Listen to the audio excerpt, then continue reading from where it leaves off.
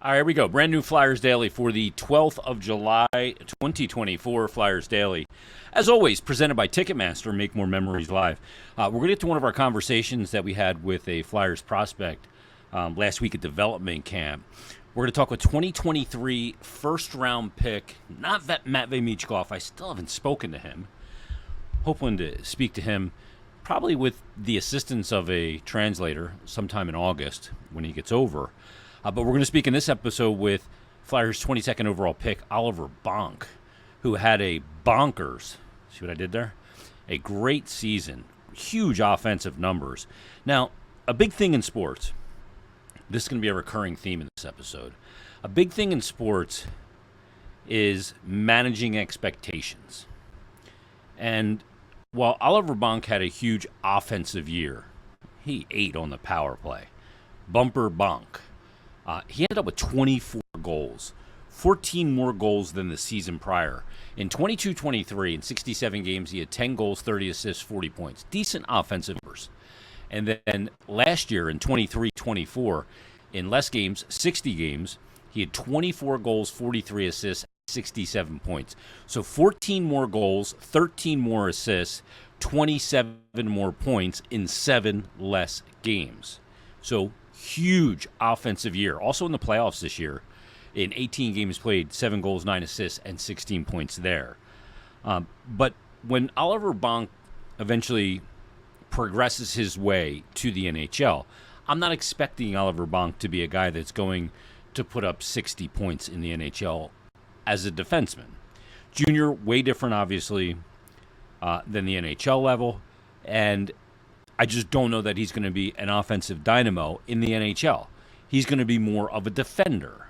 So I'm not going to look at his numbers in junior with the London Knights and go, oh, I expect him to be a Norris candidate, a guy that puts up 50 points and is a power play threat. I don't see that for when he gets to the NHL. So I'm not going to levy that expectation on myself, on him, or anything else. For him in the NHL, it's going to have to be defending, being a good right-side defender, some offensive elements to his game, sure, but his number one thing is going to be to defend. So we'll talk with Oliver Bonk in just a couple minutes. Rather polished young man, I found, in the conversation, and you can tell me if you agree or not.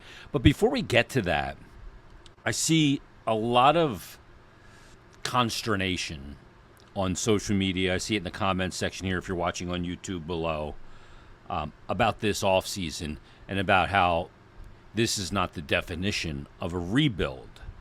And again, to me, this goes back to managing your Look, everybody's in charge of themselves.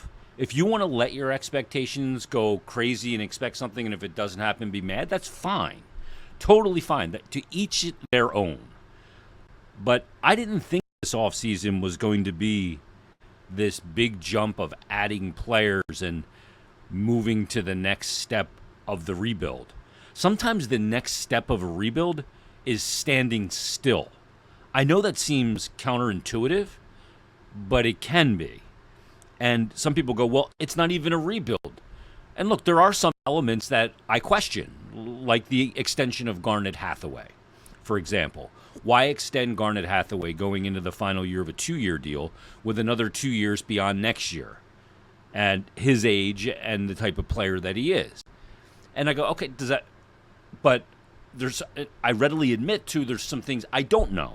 Like, I don't know exactly how Garnet Hathaway is thought of in that locker room. And I think those things do matter. I think having players like Garnet Hathaway, Eric Johnson did a media availability yesterday. I think having players like Eric Johnson is important.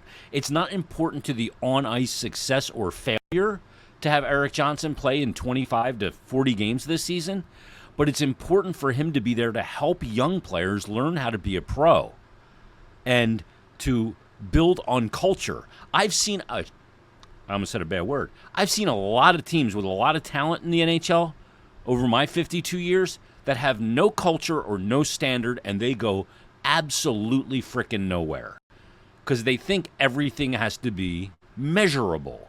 Some things for an organization in pro sports are not measurable. by statistics, but they do help in a big way. So I don't know about Garnet. I love Garnet Hathaway. I think he's a nice guy. He's incredibly smart. I know he's a good teammate. I don't know the extent of that. So you have to fully admit on some things that you don't know, some detailed information. So, but I look at that decision to extend him. So did you need to do that? And is that counterintuitive to a rebuild? Now, some people look at it and they go, well, you haven't traded Scott Laughton. And there's this expectation that at one point Laughton could have been traded for a first-round pick.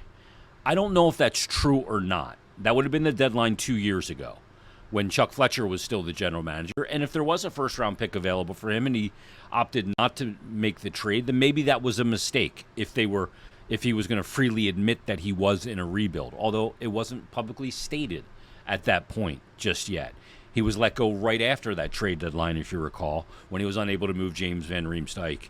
And the rumor was that Laughton would have fetched a first-round pick. And you go, well, you extended Ryan Poehling. They're kind of the same player, kind of similar, but not completely, although it is slightly redundant. And I get it. But you do have to have culture. Now, I'm not saying you keep Scott Laughton. I love Scott Laughton. He's a guy that wants to be here, wants to be a part of the solution, has been a good flyer, and has given a lot to the organization, the community, and everything else. But you do have to make prudent hockey decisions as well. But this notion that the team is not in a rebuild because of what has taken place this summer has me just... My head's ready to pop. How is it not you have to... This is the summer where you have to sit out and wait. What does that mean? They have to wait out dead money, whether that's Cal Peterson, whether that's Ryan Johansson, and other dead money on the books and contracts, before you can get cap healthy, fiscally healthy, and start making additions and doing those kind of things. So this notion that it's not a rebuild, I don't agree with it. I think some people think that a rebuild is only a rebuild if you tear it down to the studs and all you get is draft picks and prospects. But that does not work. I don't see that working. And in certain situations, that's not going to work. You can't just trade everybody. There are some guys that aren't tradable. Frankly, Sean Couturier coming off his contract, and even last season, is not a tradable commodity right now. There's a GM on the other side, and they're not going to just do you favors to tear it down to the studs. So, again, I say, what did you expect this offseason? Did you expect... Some people are going, well, it's basically, how's it a rebuild? It's basically the same team, but Michkov's coming over. Well, no, Sherlock. What did you think? They don't have cap space to sign free agents. If you expected them to sign free agents and you looked at their cap-friendly hit or their salary cap situation and you thought they were still going to do it, then that's on you. That's idiotic. And I realize most of the people listening to this or watching this right now are going, dude, you're preaching to the choir. I know. You're responding to the vocal minority. But this vocal minority is idiotic at times. Get your expectations in order and understand where you are in a rebuild. Danny said it on the episode that aired on Wednesday, that this is time to be patient. And this year, they don't have to make the playoffs. They want to build a team that is going to make the playoffs every year and become a cup contender. That was a big step in that direction, was never going to happen this offseason. It wasn't heading into this offseason. It wasn't last year heading into this offseason because of the cap situation. You had to wait this one out. Again, if your expectations were that they weren't going to do much and that happened, you're fine. If your expectations that all kinds of things were going to happen and they were going to find the 1C for Matvei Michkov this offseason and a top pairing right shot unicorn defenseman, then that was very unlikely. Is there hockey trades that could happen? Sure. They haven't happened yet. They still could happen. There are still some big decisions to make on the contract of Cam York, obviously on an extension for Travis Konechny. They both have a year left on their deal. There are big decisions to make, but when you look at it, it's all about managing your expectations. I know a lot of people say, I want to rebuild and I want it done properly. But living that rebuild takes time. And people, even though they say they want to rebuild, they do not want or do not have the patience and the ability to keep their expectations in order to allow it to happen organically and on the proper schedule. They get to points, and I understand why. It's been a BS decade here in Philadelphia. And it's hard to ask for patience when it's been asked for before and burned to the ground. And it didn't work. But Danny Briere has nothing to do with Ron Hextall. Nothing. Nothing to do with that era. And this front office, hey, are they going to succeed? I don't know. We'll see. Time will tell that. But expectations and letting them get out of control and when they're not met, driving yourself crazy, you're going to put yourself in a loony bin. You're going to put me in a loony bin. All right, to Oliver Bonk. From the London Knights, Flyers 22nd overall draft pick in the first round of the 2023 NHL entry draft. Here's my chat with Flyers prospect defenseman Oliver Bonk. It's a special edition of Flyers Daily, and we are with Flyers defenseman, 22nd overall pick in the 2023 NHL entry draft from the London Knights, Oliver Bonk. Oliver, how you doing? How are you? You guys had a great year. How much experience and great stuff did you take from it? Yeah, it was amazing. Short summer for us, but I think it was worth every single game that we won. It was just a great year with the boys, and it's always fun winning. Talk about your development. You were here last year. You come back this year. What's the difference between Oliver Bonk that was here fresh off being drafted 22nd overall in the first round last year to the Oliver Bonk we see sitting in front of us? I think just more developed, just working on my game in London every single game, trying to get better. That's what the Flyers told me that they needed from me, and I did that in London, trying to get better every single day, and hopefully I'm more developed now. Well, being in that London program, I know there's a lot of trust in this organization with what happens in London with the Hunter brothers, and obviously Jonesy's very close with Dale Hunter.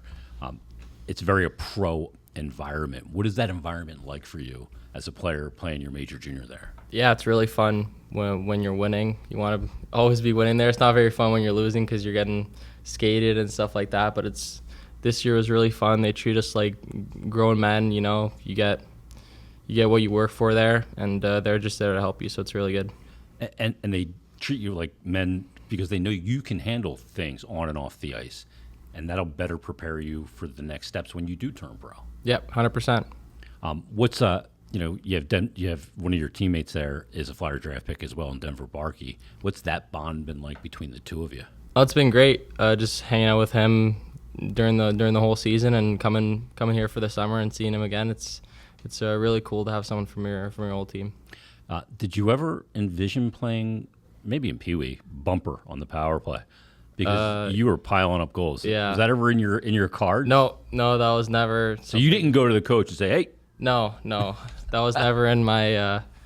Wasn't even in my vocab. I didn't really even think about the bumper ever. Then we kind of came into London, and in my first year, it was just mentioned by my D coach because I don't know if you know Alec Regula. Mm-hmm. He played the bumper for the Knights, and he was a big D that I was kind of compared to coming into London. So that kind of joke was made in the first year, but then this past year we kind of just tried it out and it worked well. So, well, when you go from that 18-year-old season to you're now 19 in the OHL, you went from 10 goals to 24 goals. Does the game slow down for you? Do you just feel more you can do more in board battles and physical situations and just having the experience? Is that a big reason for the big step? Yeah, I think you just you feel a bit easier out there. You feel like obviously the league gets younger every single year that you stay in, but I think you just feel more confident in what you can do. What does it feel like coming out of prospect camp like you did last year and training camp? Those kind of things where you come in and you're here with the NHL guys and the NHL facilities. I imagine that gives you like a huge vote of confidence in your game too. Yeah. Things to work on, but yeah, 100%. I got humbled here because a lot of the guys are a lot stronger, a lot bigger, a lot more developed. But it was a good experience for me to see kind of that I wasn't even really close last year to what you need to be to play in the NHL. So it was good for me to see and kind of just push me more to develop every day. You get that taste. So like last year, you guys had the prospects game to wrap up camp, and Brian Smith and I broadcast it. And you had guys like Bobby Brink and Tumala who've been here a while, and you see kind of how they attack you. So you can take that and kind of go, okay, this is how I'm getting attacked by players that are ticketed for the NHL. And you can use that in your junior season. And I imagine it's a great experience just to grow your game and get the level of expectation there. Yeah, they attack differently. They attack smarter. They know what they're doing. Every single step you take, they're using against you. So you don't really see it a lot in the O. You see it with the couple star players, but you don't see it a lot. And at this level, I think every single player is doing it. Getting back here for prospect camp, seeing some faces maybe you didn't see during the year, you didn't play against them, but draft picks and prospect groups do tend to have a bond. Have you guys kind of stayed in touch with some of the guys that you met maybe for the first time last year? Yeah, especially from our draft group, we're still pretty tight. We have a group chat we'd keep up with, and during the season we'd text like, how you guys doing? Like some guys had like news or something or nice goal, so we text them in the group chat. So we kind of stay close together. That's fantastic. Great year, 60 games. You end up with 67 points. Is the offensive part of your game something you want to bring into your NHL game? I know your position's defense. Defending is number one, and you've got to be able to do that to a high level if you want to play in the NHL. But when you do get comfortable there eventually, is the offensive element something you think you can bring at that level? Yeah, I think so. I think you just got to get confident. Obviously, you're not going to be doing rushing up like Erik Karlsson in your first year, but yeah, definitely something I can bring into my game.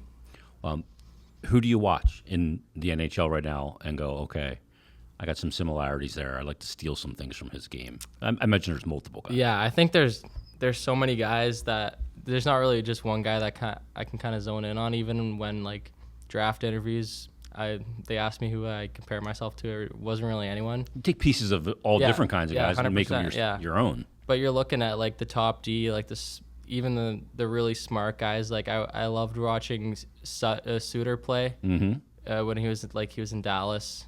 Yeah, and just like obviously he's older now and slowed down the game, but he's such a smart D. Like guys like that, I really enjoy watching. They kind of make the game look really easy. So guys like that, to me, Oliver, they manage their energy in a game beautifully. They don't seem to ever empty the tank completely.